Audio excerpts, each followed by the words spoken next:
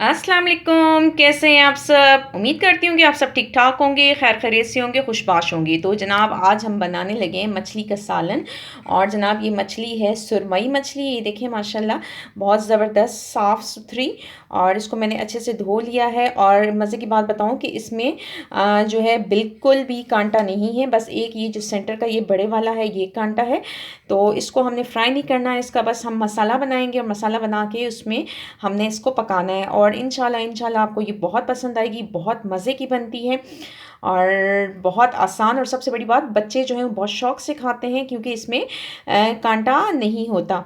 तो जनाब आप ज़रूर से ट्राई कीजिएगा। तो हम चलते हैं, स्टार्ट करते हैं। तो सबसे पहले जो है मैं प्याज का मसाला बनाऊँगी और इस मछली को हम साइड पे रख देते हैं और मसाला तैयार करते हैं। सबसे पहले मैं तकरीबन 3 अदद दरमियाने साइज़ की प्याज लेने लगी हूँ और उसकी मैं कटिंग करती हूँ और कटिंग करने के बाद उसको हम सबसे पहले फ्राई करेंगे।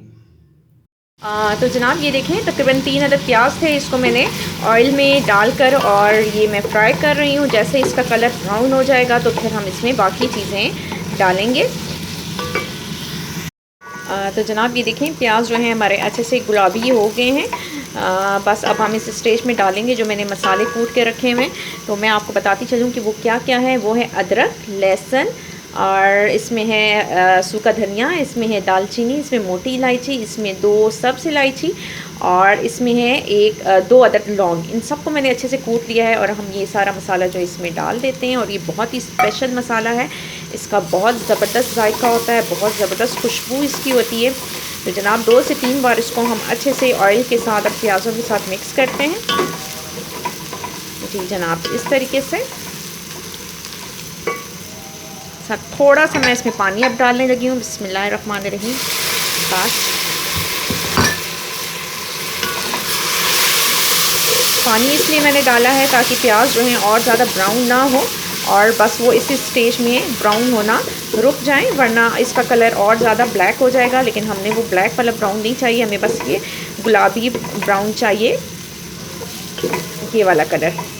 तो जनाब अब जो है इसमें मैं डालने लगी हूँ 5 अदद टमाटर मैंने लिए हैं। ये छोटे साइज़ के थे इसलिए मैंने 5 लिए। अगर आपके पास बड़े साइज़ के हैं तो आप 3 भी ले सकते हैं। और इनको मैंने 4 हिस्सों में काट लिया और 4 हिस्सों में इसलिए काटा है ताकि ये जैसे सॉफ्ट होंगे तो फिर हम इसका छिलका आसानी से उतार देंगे। जी जनाब ये देखें ये है खुश्क मसाला जार। इसमें मैंने लिए आधी चम्मच हल्दी, 1 चम्मच नमक, आधी चम्मच मैंने लाल मिर्च और आधी चम्मच जो है वो मैंने कुटी हुई लाल मिर्च ली है और अब इससे भी मैं मसाले में डालने लगी हूँ।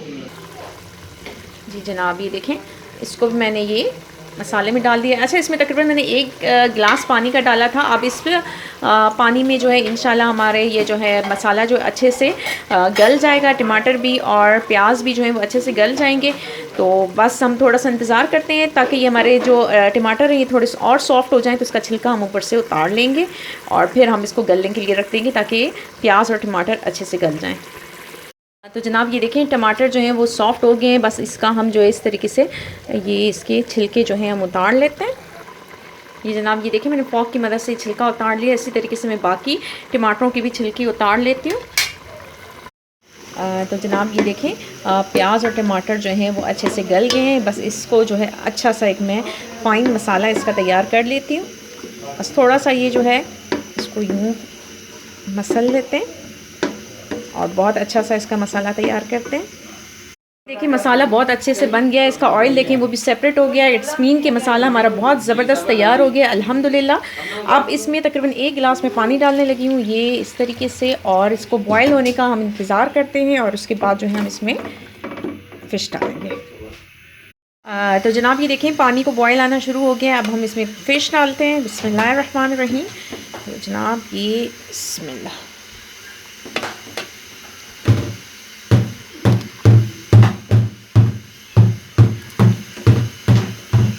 बहुत ज़बरदस्त फ़िश है ये माशाल्लाह से।